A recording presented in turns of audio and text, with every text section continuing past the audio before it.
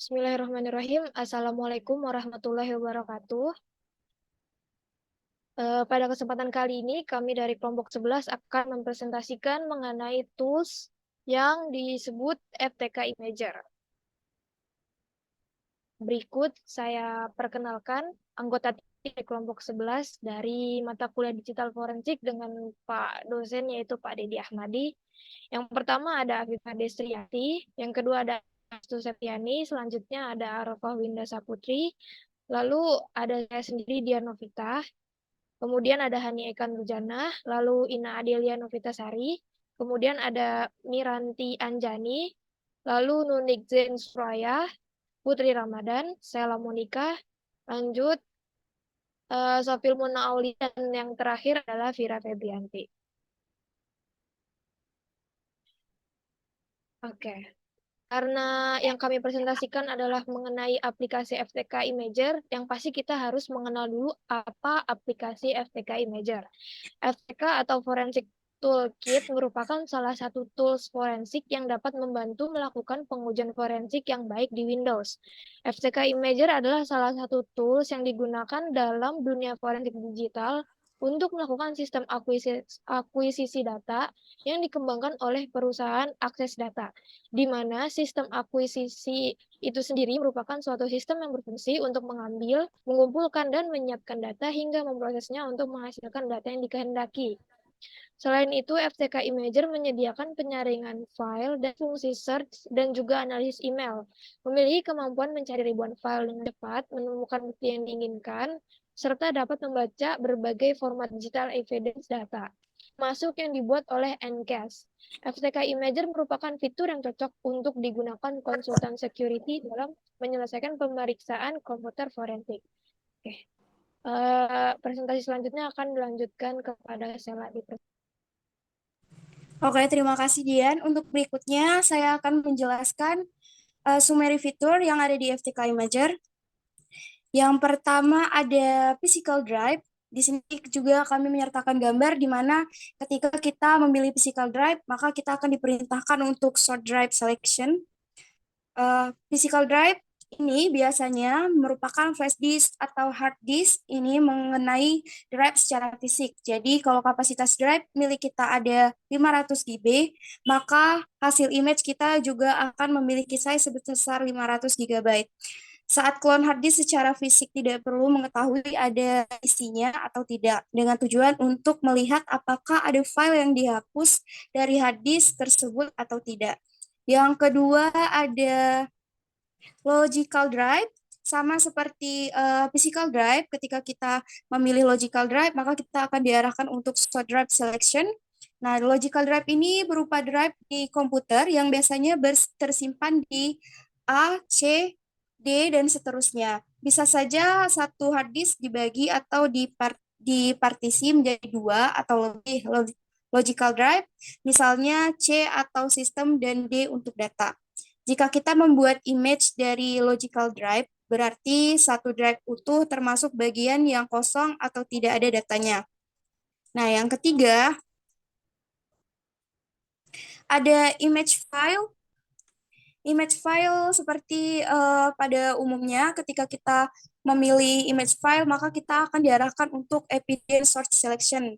Nah, image file ini merupakan cloning dari suatu drive folder CD-ROM yang berupa suatu file dengan extension ISO, PC4, dan lain-lain, tergantung software. Image berguna juga sebagai backup dari hasilnya dan dapat disimpan dalam hard disk, sehingga kita dapat tidak perlu mencari pada tumpukan file yang ada. Image file biasanya hanya mengambil bagian drive atau CD-ROM yang ada datanya saja untuk menghemat tempat. Sekian penjelasan dari saya. Untuk berikutnya akan saya persilahkan ke rekan saya, Hani Eka Nurjana. Kepada Hani, dipersilahkan. Oke, baik. Saya akan melanjutkan. Di sini yang keempat ada content of a folder, berupa folder dan isinya termasuk subfolder jika kita ingin mengambil datanya saja dari suatu drive atau flash disk atau CD-ROM. maka kita dapat menggunakan ini karena lebih menghemat tempat. Oke, next.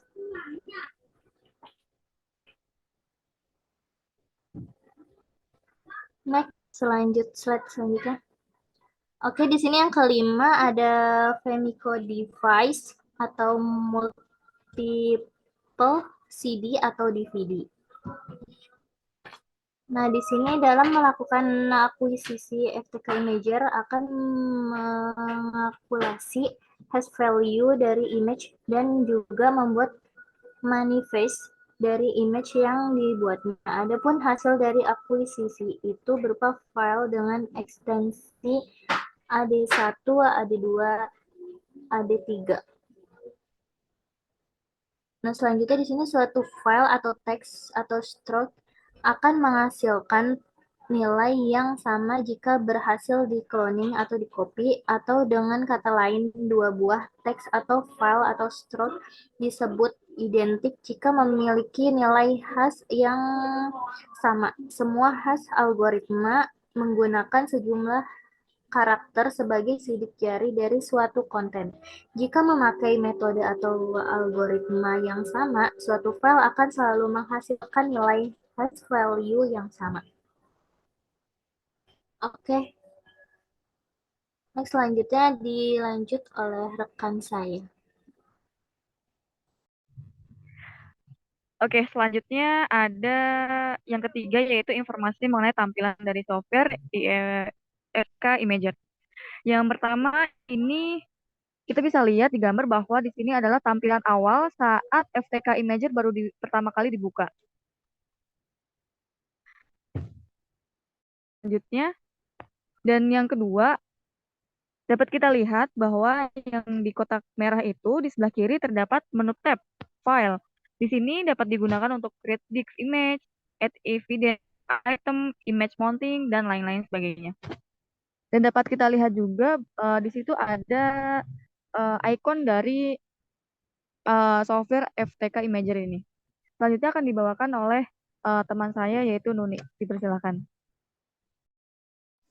Oke, selanjutnya di bagian atas sebelah kiri ini ada panel evidence tree, yaitu panel ini berfungsi ketika kita melakukan pemasangan gambar, maka akan terlihat ada berapa jumlah partisi dan semua file yang ada di dalamnya bisa kita lakukan analisa. Oke, next slide. Kemudian di bawah panel evidence tree terdapat panel custom content system, yaitu panel ini akan menampilkan sumber lokasi dari file-file yang sedang kita olah. Selanjutnya, kemudian di sini ada panel file list. Panel file list ini panel utamanya, yaitu di sini kita bisa melihat hasil dari pemasangan image yang dapat melihat profil user yang ada di dalam drive tersebut dan isi dari file dapat diambil. Oke, selanjutnya presentasi mengenai instalasi dilanjutkan oleh rekan saya. Oke, baik. Selanjutnya yaitu proses atau langkah instalasi. Nah, yang pertama, kita perlu melakukan instalasi melalui link http marketingaksesdata.com, LPK FTK Imager. Nah, yang kedua, setelah aplikasi berhasil di-download, maka jalankan file setupnya dengan double klik sehingga muncul gambar seperti di bawah ini dan tunggu hingga proses extracting selesai. Lalu yang ketiga, seperti yang ada di gambar, setelah proses extracting selesai, langkah berikutnya yaitu kita lakukan klik next. Kemudian yang keempat yaitu langkah berikutnya beri centang pada pilihan I accept the term in the license agreement, kemudian klik next seperti yang ada pada gambar di bawah ini. Lalu yang kelima yaitu klik next sekali lagi pada gambar di bawah ini. Lalu yang keenam akan dilanjutkan oleh rekan saya yaitu Anis Restu. Pada Anis Restu dipersilakan. Oke, baik. Untuk langkah keenam, langkah selanjutnya ini klik install untuk melakukan instalasi software. Kemudian yang ketujuh, saat proses instalasi sedang berjalan, tunggu hingga instalasi selesai. Next. Jika sudah selesai, maka klik finish, kemudian berikut tampilan awal atau halaman utama dalam software FTK Imager. Untuk selanjutnya akan dijelaskan oleh Putri, rekan saya. Oke, terima kasih. Dan di sini ada informasi di dalam menu tab. Next. Dan di sini ada apa aja sih di menu tab file ini? Yang pertama ada add and defense item adalah menu cara mounting image pada gambar. Dan ada ADL attachment device dan berfungsi sebagai automaton memindai semua fisik dan logis yang terhubung ke perangkat untuk media. Dan yang ketiga ada image mounting, memungkinkan image forensik dipasang sebagai drive atau perangkat fisik untuk tampilan hanya baca. Dan yang keempat ada remove and device item, berfungsi untuk menghapus and device item secara satu persatu. Dan yang kelima ada remove all and device item, berfungsi untuk menghapus semua and device item atau barang bukti sekaligus. Dan yang keenam ada create this image, berfungsi untuk membuat forensik. Next.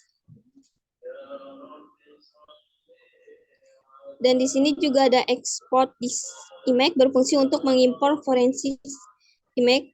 Dan ketujuh ada export logical image atau AD1, berfungsi untuk mengimpor image logik. Dan next ada ADD to custom content image, ada AD1, berfungsi untuk menyeleksi konten yang ingin diekspor sebagai image logik.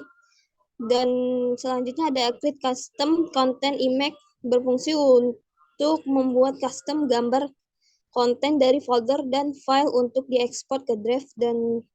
Dan ada lagi ada descript AD1 image dalam dialog pilih gambar untuk dienskripsi atau deskripsi telusuri lokasi AD1 yang deskripsi gambar pilih dan klik buka.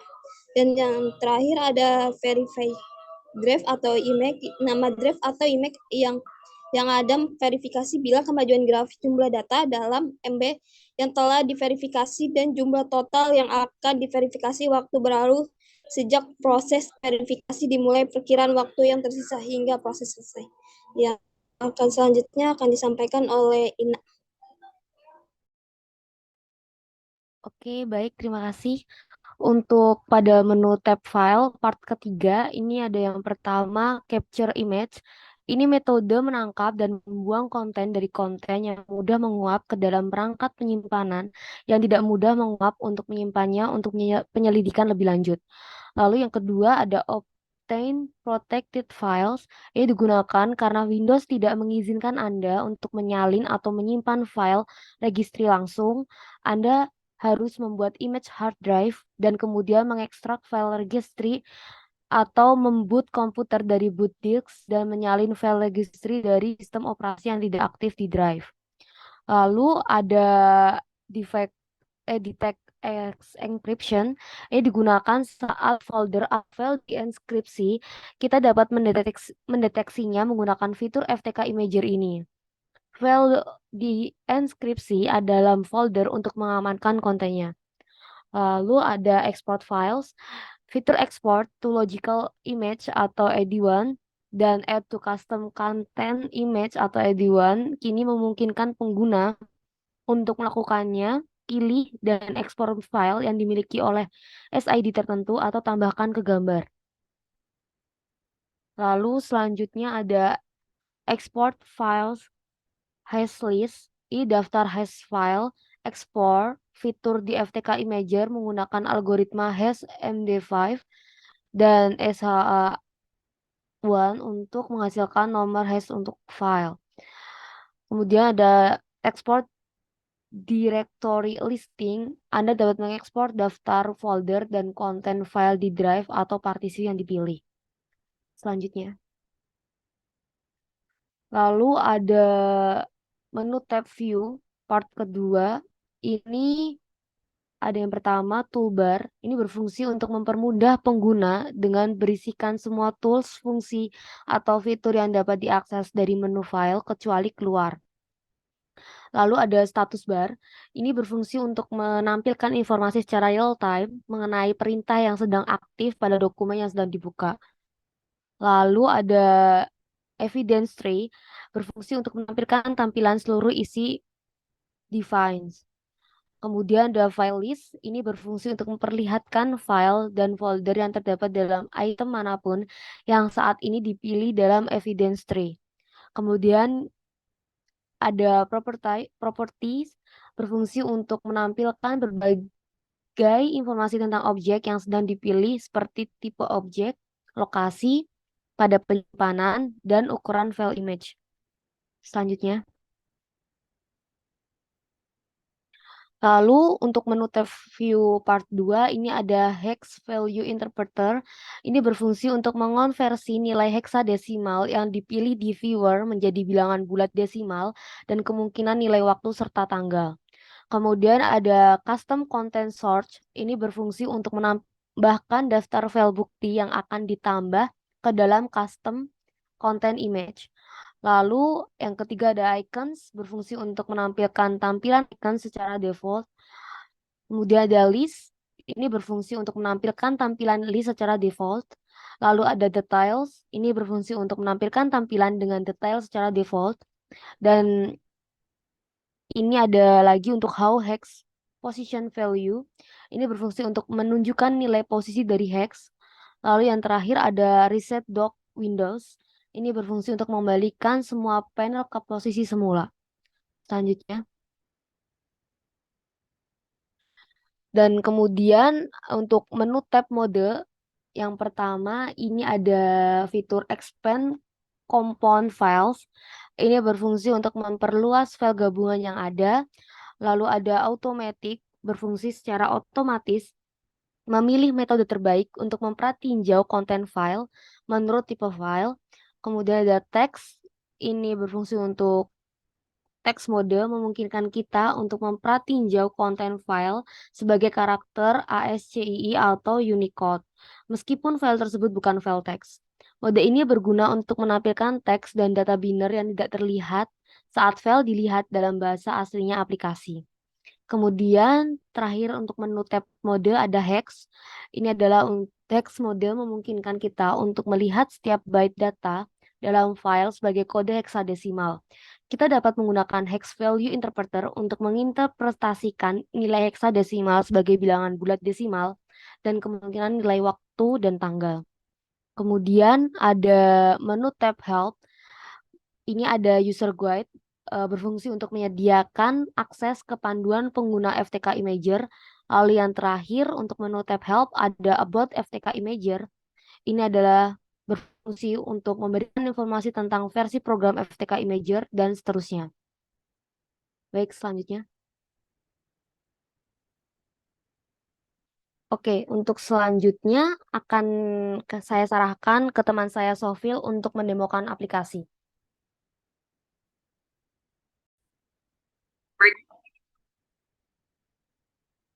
Baik, terima kasih kepada Saudara Ina. Selanjutnya saya akan menjelaskan bagaimana tutorial menggunakan FTK Imager untuk proses akuisisi dan juga imaging flash copy data. Yang pertama, kita buka aplikasi FTK Imager dan juga pastikan bahwa USB telah terpasang di komputer ataupun laptop kita. Selanjutnya, kita pilih tab menu file, kita pilih create this image. Nah, di sini kita pilih physical drive untuk tipe sumber datanya. Kita klik next. Selanjutnya di sini kita pilih flash disk yang akan kita gunakan. Di sini kan karena saya menggunakan flash disk dengan nama vendorku dengan ukuran 4 GB, maka kita pilih yang ini. Nah, selanjutnya kita klik finish. Nah, di sini kita klik add.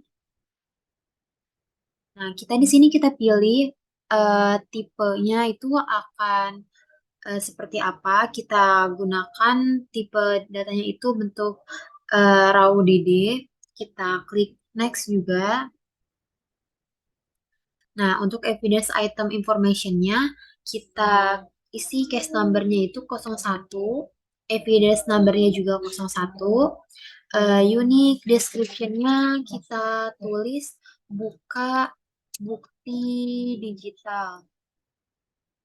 Nah, untuk examiner-nya kita isi nama, yaitu nama saya, yaitu Sofia Guna Aulia. Untuk notes-nya kita kosongin aja, dan kita klik next. Nah, di sini selanjutnya kita pilih lokasi penyimpanannya itu. Kita klik browse. Kita pilih di PC. Kita klik Windows. Sini kita buat folder baru aja. Namanya kita rename jadi bukti digital.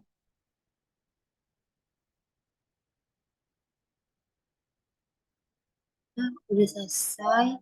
Kita klik OK. Nah, di sini untuk image file name-nya itu kita isi juga, yaitu bukti digital.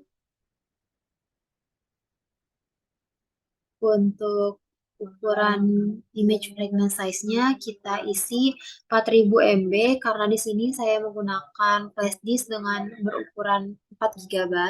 Kita klik finish.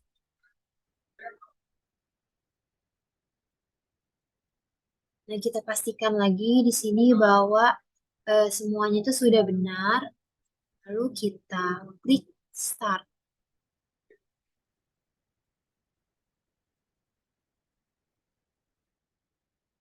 Nah, di sini menunjukkan bahwa proses imaging ini sedang berlangsung dan memerlukan beberapa waktu.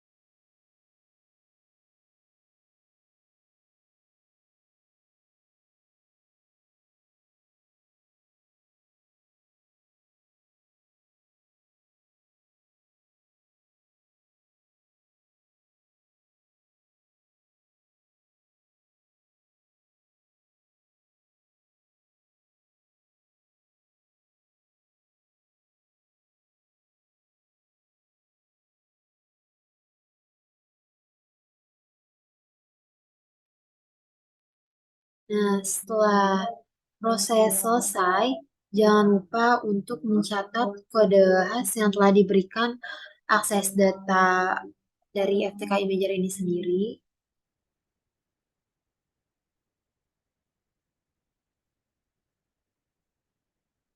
Nah, untuk melihat hasil akuisisinya, kita boleh masuk ke drive tadi di mana folder tadi kita buat. Kita command file.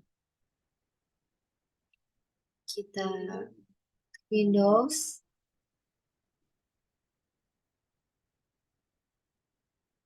Tadi kita udah namain bukti digital.